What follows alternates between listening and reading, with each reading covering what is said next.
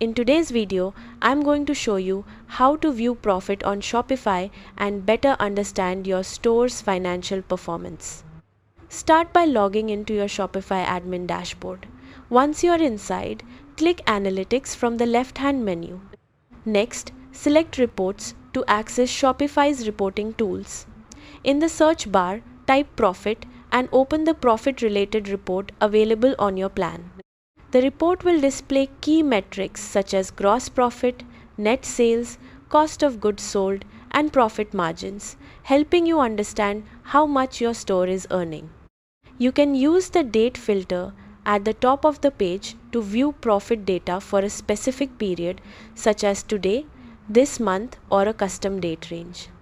Review the report to identify your most profitable products and make informed decisions about pricing, inventory, and marketing strategies. That's it. You can now view profit reports on Shopify and track the financial health of your business. Thanks for watching.